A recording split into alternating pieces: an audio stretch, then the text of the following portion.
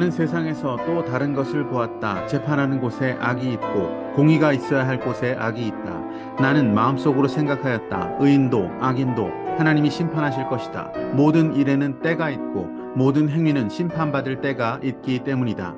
나는 또 마음으로 생각하였다. 하나님은 사람이 짐승과 마찬가지라는 것을 깨닫게 하시려고 사람을 시험하신다. 사람에게 닥치는 운명이나 짐승에게 닥치는 운명이 같다. 같은 운명이 둘 다를 기다리고 있다. 하나가 죽듯이 다른 하나도 죽는다. 둘 다 숨을 쉬지 않고는 못 사니 사람이라고 해서 짐승보다 나을 것이 무엇이냐? 모든 것이 헛되다. 둘 다 같은 곳으로 간다. 모두 흙에서 나와서 흙으로 돌아간다. 사람의 영은 위로 올라가고 짐승의 영은 아래 땅으로 내려간다고 하지만 누가 그것을 알겠는가? 그리하여 나는 사람에게는 자기가 하는 일에서 보람을 느끼는 것보다 더 좋은 것은 없다는 것을 알았다. 그것은 곧 그가 받을 몫이기 때문이다. 사람이 죽은 다음에 그에게 일어날 일들을 누가 그를 데리고 다니며 보여주겠는가? 할렐루야, 아름다운 새날입니다. 어제에 이어 하나님의 섭리, 하나님의 때, 카이로스에 관한 말씀을 나눠보겠습니다. 인생의 모든 때는 하나님께서 주관하십니다. 인생에는 이해할 수 없는 많은 일들이 있습니다. 의인에게도 고난당하는 시간이 있고 반면에 악인들이 남부러워할 만한 삶을 살게 되는 그러한 일들도 벌어집니다. 하지만 하나님의 섭리 가운데에서 모든 일들은 진행되어지며 결국 카이로스의 시간, 하나님의 때가 이르렀을 때 과연 누가 형통한 인생을 살았는지 판가름 나게 될 것입니다. 우리가 잘 아는 요셉이라는 사람, 형들의 미움을 받게 되었고 큰 시련을 겪었습니다. 노예의 시간, 또 억울하게 감옥에 가는 시간들을 겪습니다.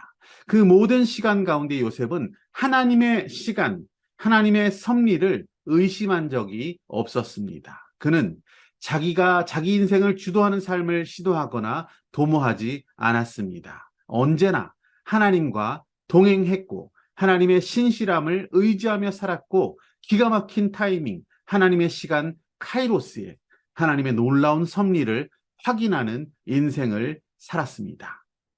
크로노스의 시간을 바라보면 우리는 초조할 수밖에 없습니다.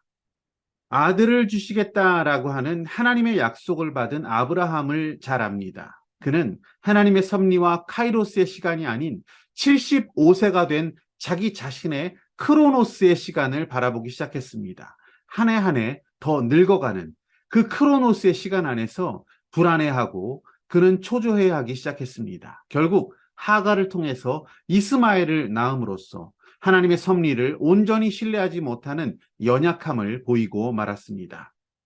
하나님의 약속의 말씀 안에서 매일매일 하나님의 섭리, 하나님의 때를 기다리며 사는 것이 쉽지는 않습니다. 지금 당장 내가 원하는 바대로 일이 벌어져야 하는데 그 일이 진행되지 않을 때에는 발을 동동 구르게 되는 것이 우리들의 모습입니다. 그렇게 힘든 시간들을 지나가면서 누군가를 미워하기도 하고 저주하기도 하고 원망하고 분노할 때가 있습니다. 우리는 그 모든 시간 가운데 섭리하시는 하나님을 온전히 신뢰하고 그분을 바라보며 다 맡기고 자유하기를 원합니다. 이사야 말씀 40장 31절에 보시면 오직 여호와를 앙망하는 자는 새 힘을 얻으리니 독수리가 날개치며 올라감 같을 것이요 다른 박질하여도 곤비하지 아니하겠고 걸어가도 피곤치 아니하리로다. 아멘. 여호와를 앙망할 수 있는 자가 되기를 원합니다. 앙망한다는 것은 바라보고 기다린다는 것입니다. 카이로스의 시간을 바라보는 자에게는 하나님께서 새 힘을 주실 것입니다. 하나님의 때가 있습니다. 하나님의 목적을 이루실 그 때를 신뢰하기를 원합니다. 오늘 붙드신 하나님 말씀과 믿음의 결단은 무엇입니까?